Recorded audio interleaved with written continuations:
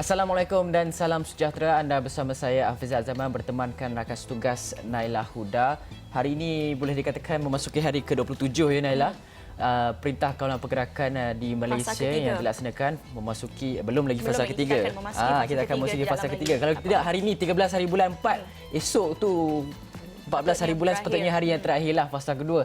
Tapi apabila Perintah Kawalan Pergerakan ini dilanjutkan sudah semestinya ada sebab yang baik daripada kerajaan iaitu untuk mengekang penyebaran COVID-19 walaupun PKP ini bukanlah mekanisme pelaksanaannya untuk terus memastikan kes tersebut, kes COVID-19 itu turun sekaligus, tetapi ia mengakibatkan kes COVID-19 itu tidak masih berada pada tahap yang boleh dikawal dan membuatkan petugas-petugas di hospital boleh relax sedikit dengan angka COVID-19, kes positif, rawatan, pesakit semua tu masih berada pada tahap yang terkawal. Okey, baiklah, ini adalah berita yang baru saja kami terima pada awal pagi tadi, iaitu seperti biasa kami akan kemaskini mengenai COVID-19 di seluruh dunia. Ini berita yang tidak baiklah untuk saya nak bacakan, tetapi terpaksa saya bacakan kerana kita perlu tahu angka-angka terkini mengenai COVID-19, iaitu angka kematian akibat virus itu di seluruh dunia sekarang ini telah pun berada pada jumlah 113,672 sehingga awal pagi ini. Ini adalah menurut data daripada Johns Hopkins University. Terdapat peningkatan lebih 5,000 kematian dalam tempoh 24 jam dan 5 negara kini telah mempunyai angka kematian melebihi 10,000 dengan United Kingdom kini menyertainya.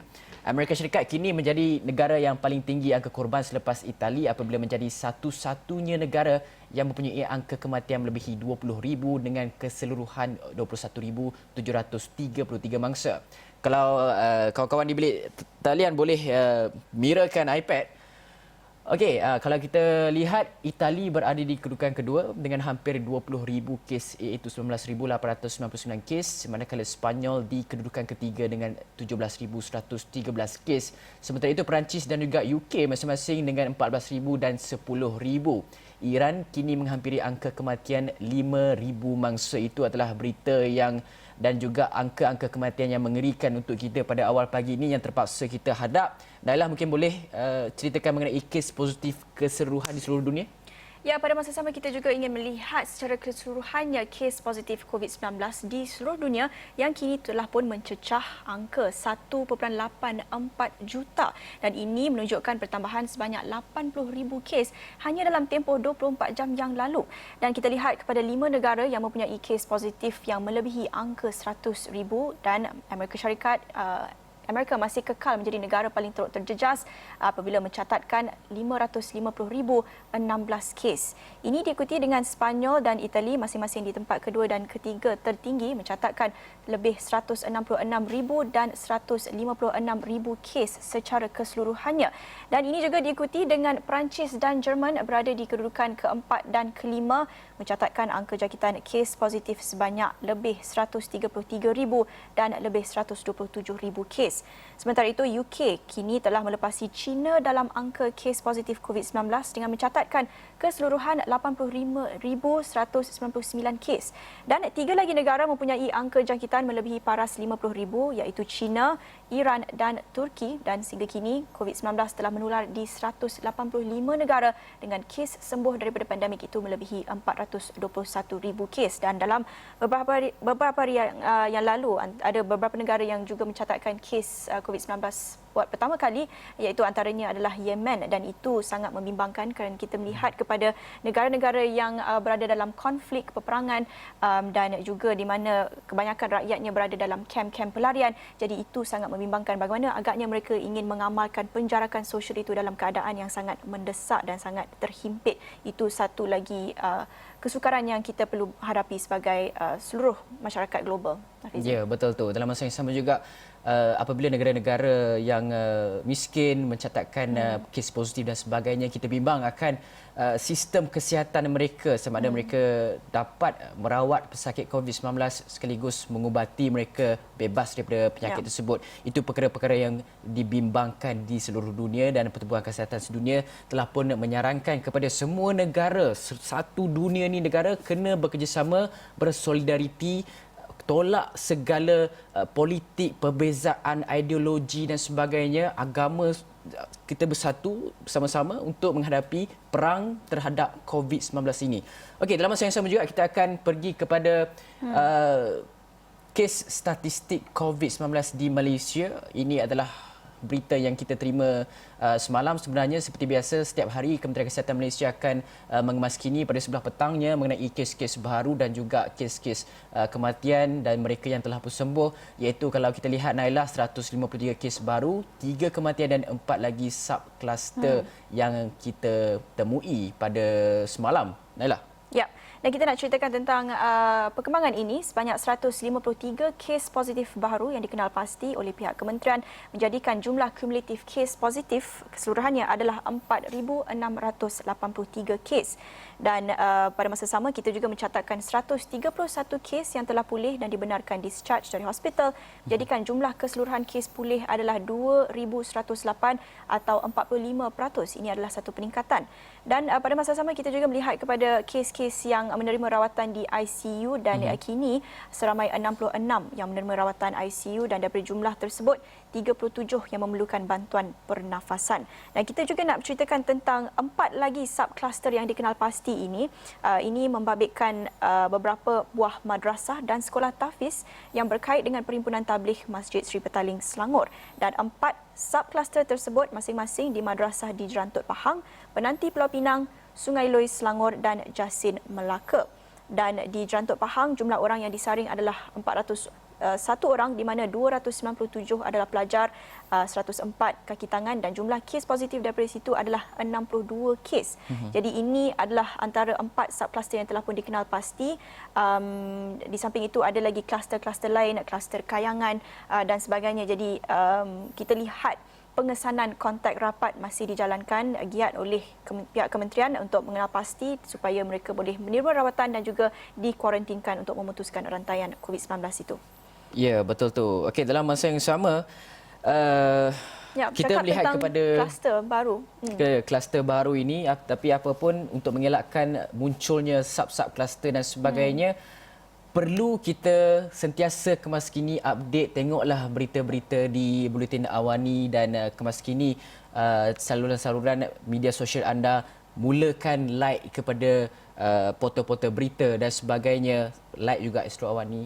Kemudian supaya kita tahu bahawa perkembangannya di tempat mana, di daerah mana, mukim mana, supaya kita lebih berjaga-jaga dan patuh kepada arahan yang dikeluarkan oleh kerajaan supaya kita dapat membendung penyebaran COVID-19 ini. Dalam masa yang sama kita bersama dengan Editor Eksekutif Astro ni, Abdul Razak. Cik Razak, kalau kita lihat curve, kalau kita tengok graf yang dibuat oleh Kementerian Kesihatan Malaysia dan pelbagai model dan sebagainya, kalau ikut JP Morgan kita dah berada tak capai pun macam yang JP Morgan predict yang mereka unjurkan. Tapi dalam masa yang sama juga kita melihat kepada angka kes positif masih lagi meningkat, tetapi dalam masa yang sama dia stabil, namun kita tidak pun mencapai keadaan mendata tu. Jadi adakah pelanjutan Perintah Kawalan Pergerakan ini boleh kita expect yang dia akan lagi dilanjutkan, seperti yang PM kata rakyat Malaysia perlu bersedia dalam beberapa bulan untuk duduk dalam tempoh PKP dan laksanakan norma-norma baru kehidupan. Cik Razak. Fizi, ingat tak dari bulan Januari lagi kita kat sini kan kata apapun epidemik, don't panic. Jadi sekarang kita sudah berapa lama ya kita berada di dalam keadaan semi lockdown lah, bukan lockdown sepenuhnya. Jadi kita sekarang sudah sampai satu tahap yang kita boleh bertahan ya. Tak kisahlah bulan puasa ke sampai ke raya ke, apa yang penting adalah kita mengambil tindakan supaya kalau pun kluster ke subkluster ke, bila ditentukan, bila dapat kita identify subkluster, tak perlu kita panik disebabkan ini adalah satu perkara yang penting. Bila kita sudah dapat tahu mana timbulnya kluster ataupun subkluster, jadi tindakan boleh diambil oleh pihak berkuasa untuk kuarantin dan sebagainya. Itulah adalah satu situasi di mana kita patut berasa safe ya, gembira disebabkan sudah kita tahu mana penularan yang bakal berlaku. Jadi apa yang penting lah kalau kita tengok kita sendiri kan, ada yang kata nanti akan timbul kluster gunting rambut. Saya ni memang ada rasa resah nak gunting rambut. Tapi kita bersabarlah.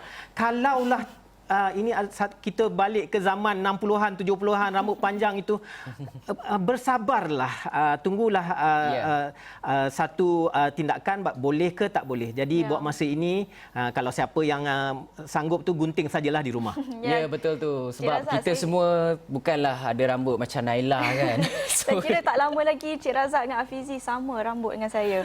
Dan bercakap tentang kluster yang kita jangkakan lah, kluster gunting rambut ni kan, yang kita nak elakkan.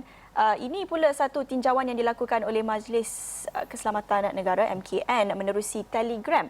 Dan antara dapatannya, hasil tinjauan ini 88% tidak akan guna khidmat gunting rambut sewaktu PKP. Jadi ini berhubung dengan pengumuman sebelum ini beberapa operasi akan diberikan kelonggaran untuk beroperasi ketika bawah PKP apabila kita dilanjutkan lagi dalam fasa ketiga. Jadi ini satu survey, satu tinjauan yang dilakukan MKN menerusi Telegram dan hasil undiannya seramai 240,127 responden memberikan jawapan 88% memberikan jawapan tidak untuk menggunakan perkhidmatan kedai gunting itu sekiranya dibuka semasa tempoh PKP. Dan ini juga melalui kerajaan melalui Kementerian Perangan Antarabangsa dan Industri MITI memperhalusi keputusan membenarkan kedai gunting rambut beroperasi yang dilanjutkan sehingga 28 April itu. Dan kita juga nak bercakap tentang apa reaksi pengusaha-pengusaha dan mereka yang memiliki kedai gunting rambut ini. Mereka sendiri pun kita ada menghubungi mereka, kebanyakan yang meluahkan rasa bimbang dan khawatir untuk membuka kedai gunting rambut kerana bukan saja pelanggan yang terdedah kepada risiko, malah pekerja-pekerja kedai gunting rambut juga terdedah. Dan kita ada juga laporan luar negara, seorang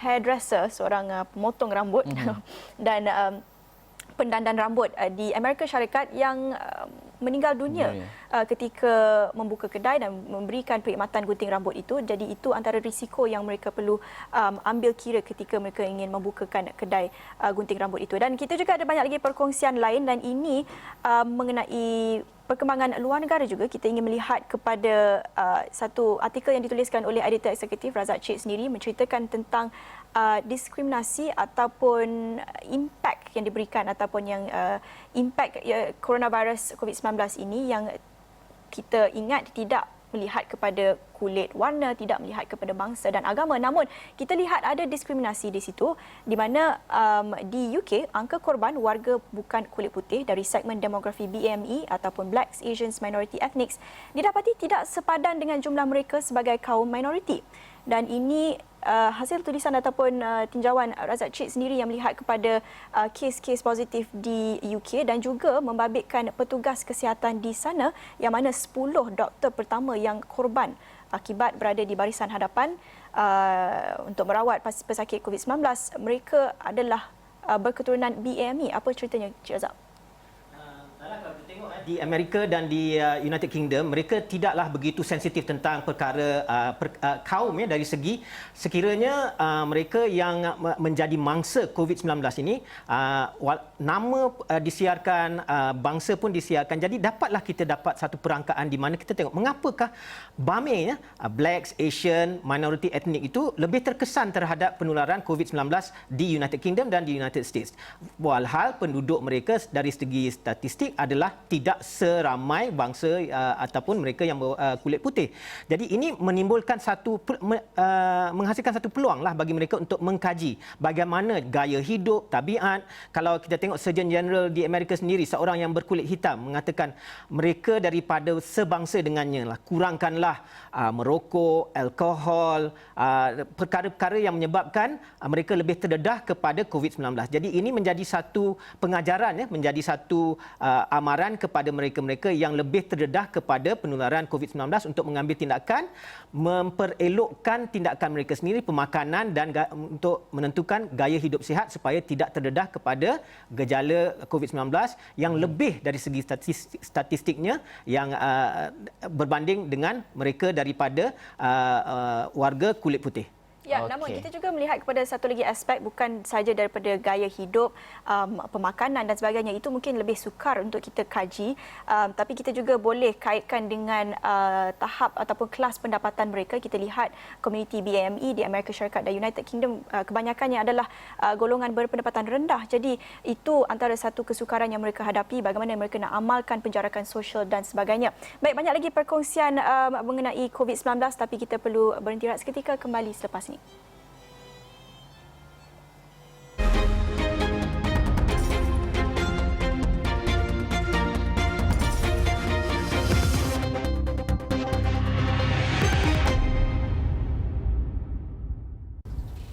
Baik, bertemu kita lagi dalam Awani Pagi. Hari ini kita nak bincangkan mengenai fasa ketiga PKP ini. Kita tahu ada sektor-sektor ekonomi yang dibenarkan untuk beroperasi semula seperti yang Perdana Menteri katakan. Syarikat-syarikat sepatutnya boleh mula memohon kepada MITI untuk memulakan syarikat mereka sekiranya mereka dibenarkan beroperasi dalam sektor ekonomi tambahan yang dibenarkan.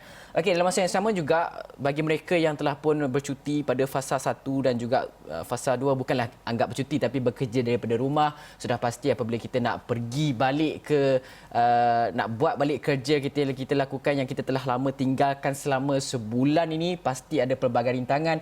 Jadi kita akan bersama dengan Profesor Dr. Amir Siddiq, pakar psikiatri. Terima kasih bersama kami pada awal pagi ni. Kenapa dengan saya ni? Dan mungkin dah lama sebulan bekerja. Rasa dan Afizi berkarat yang agaknya. Afizi yang perlukan bantuan psikiatri sebenarnya. Nampaknya saya pun masih perlukan bantuan. Okey, bab saya kita akan pergi nanti. Tapi ini kita nak cerita pasal mereka yang dah lama, dah tak pergi kerja lama, sebulan dah tak pergi. Jadi bagaimana, apa yang mereka perlu lakukan dari sudut psikologinya untuk mereka memastikan bahawa skill-skill mereka masih dan pemikiran mereka membuat pekerjaan mereka tidak berkarat macam saya katakan tadi. Doktor? Apa khabar Fizi? Lama tak dengar ni. Naila. Baik. So, terima kasih pagi ini kita dapat bersama lagi sekali. Yang pertama, seperti yang kita bincangkan pada mungkin 2-3 minggu lalu, saya tak ingat dah juga, bahawa kita perlu bersedia untuk apa-apa kemungkinan. Ya. So, sekarang ni kita dalam fasa ketiga, sudah memasuki minggu ke-5. So, maka kita sama juga perlu bersedia dari segi minda kita untuk mula balik bekerja. Itu satu. Yang kedua itu kita juga mengharapkan bahawa kawan-kawan kita semasa peringkat PKP ini juga mendapat skill-skill baru melalui contohnya online learning ataupun cara-cara lain supaya dia lebih bersedia untuk menangani situasi yang akan datang pasca PKP yang akan ada lepas ni. Ya, Prof, kita juga ingin melihat kepada memasuki era ataupun era baharu yang mana kita perlu menyesuaikan diri dengan norma-norma baharu. Kalau kita lihat seperti Afizi kata, mungkin kita perlu bersedia untuk memasuki alam pekerjaan itu kembali, tapi kita juga perlu pertimbangkan sekiranya PKP ini dilanjutkan lagi, dan kalau tidak dilanjutkan pun kita perlu menyesuaikan diri dengan norma baharu dalam mungkin tempoh masa 1 tahun dan 2 tahun yang akan datang. Jadi apa persiapan yang kita boleh lakukan untuk bersedia mungkin dengan majlis perkahwinan, sambutan hari raya, semua itu akan berbeza dalam masa yang akan datang. Macam mana kita nak bersedia dengan norma baharu yang sangat mencabar ini? Itu memang betul tu Naila, bahawa memang kita perlu bersedia secara minda dengan norma baru. Banyak akan bertukar daripada sekarang ini dan lebih cepat kita menyesuaikan diri, lebih baik untuk kita punya kesihatan mental. Kerana kalau kita secara rigidnya memikirkan sesuatu aktiviti, maka kita kadang-kadang akan rasa kecudang dalam diri itu. So kalau kita dalam fasa ketiga ini pun sudah perlu memikirkan bahawa mungkin ada fasa keempat, ataupun kalau lebih baik kita dapat balik semula kepada kerja. Tetapi kalau tidak ada fasa keempat, maka kalau kita bersedia secara awal ni, insya-Allah kita akan lebih senang untuk memasuki fasa-fasa yang akan datang. Sama juga dengan isu dari segi perayaan yang akan datang, Ramadan yang akan datang akan berubah sedikit, hari raya akan datang, dan kita perlu memahami kenapa kita berada dalam situasi sebegini. Seperti kita bincangkan dahulu bahawa penting sangat untuk kita menjarakkan diri secara sosial supaya tidak lagi ada isu COVID ini. Maka kalau kita terima dia punya explanations begitu, lebih senang kita untuk mendekati fasa kita punya new normal. Doktor, dalam masa yang sama juga saya mendapat banyak aduan ataupun melihat banyak diskusi di laman media sosial mengenai kesian kepada ibu-ibu yang sedang mengandung dan sebagainya. Sekarang ni tempoh Perintah Kawalan Pergerakan ni kena duduk rumah saja kan. Kita tahu ialah ibu mengandung ni banyak dia punya reaksi, banyak dia punya ragamnya dan sebagainya. Mungkin apa yang boleh mereka lakukan pada ketika Perintah Kawalan Pergerakan ni, dan mungkin peranan suami tu pula macam mana? Saya baru nak tanya Tuan Fizi, adakah suami yang komplain ke isteri yang komplain? Saya tahu, saya belum kahwin lagi, tak tahu. So, yang penting tu saya nak jelaskan bahawa perkhidmatan ibu mengandung masih lagi dijalankan. Walaupun hospital COVID atau tidak, perkhidmatan apa dipanggilnya untuk ONG itu masih ada, satu. Yang kedua itu kita tahu bahawa permulaan terutama ni untuk apa dipanggilnya ibu-ibu baru ya. Maka perubahan dari segi diri dan juga situasi memang baru dan akan kadang-kadang merisaukan atau merunsingkan.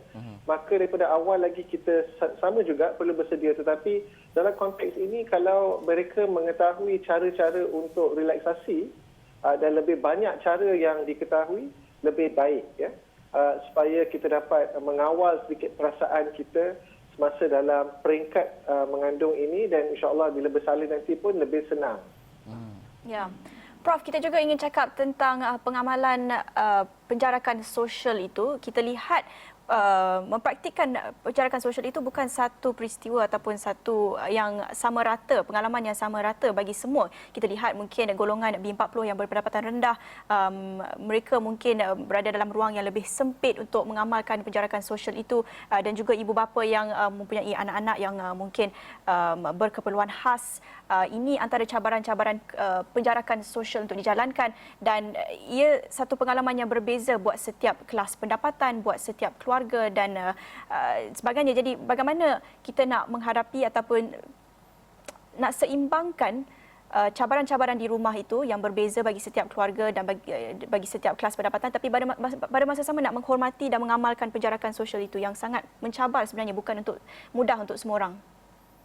Itu memang soalan yang memang mencabar tu Naila. Saya pun tak ada jawapan yang senang atau susah untuk isu ini, because kita tahu bahawa PKP ini telah menunjukkan bahawa kita semua sama dalam keadaan ini. We're all the same in the situation, tetapi apa dipanggilnya, situasi orang berbeza-beza. Yang saya boleh cadangkan bahawa kepada keluarga yang tertentu, kalau mereka berkumpul secara dekat tapi dia tak keluar, insya-Allah dia okey. Yang kita risaukan dia akan keluar ke rumah lain dan sebagainya, itu yang akan menyahkan penjarakan sosial. Saya faham juga bahawa kepada keluarga mempunyai anak-anak istimewa, contohnya autisma tu memang sukar, dan saya juga apa dipanggilnya, tak ada jawapan yang baik untuk mereka tu. Tapi yang saya tahu bahawa kalau dari segi anak-anak istimewa ni, mereka tak suka rutin yang tiba-tiba bertukar. So maka kalau kita nak membuat rutin baru, kita perlu mengambil sedikit masa. Contohnya kalau dia biasa keluar ke rumah pada pukul 5, kita tukarkan kepada mungkin berada di dalam rumah, tetapi dari segi adjustment ni mungkin mengambil sedikit masa. Okey, baiklah, terima kasih banyak Dr. Amir Siddiq. Sebenarnya banyak yang nak bincangkan, tetapi masa sangat menceburui kita. Terima kasih banyak kerana kongsikan mengenai perkara tersebut. Okey, sekian daripada kami dari Awani Pagi. Saya Hafizal Zaman. Terima kasih kepada editor eksekutif Astro Awani, Abdul Razak Cik, kerana bersama kita setiap pagi. Dan terima kasih kepada Nailah. Dalam Awani Pagi ini kita bawakan kepada anda berita terkini mengenai COVID-19 dan juga berita-berita lain yang ada di astroawani.com. Sekian, Assalamualaikum, salam sejahtera.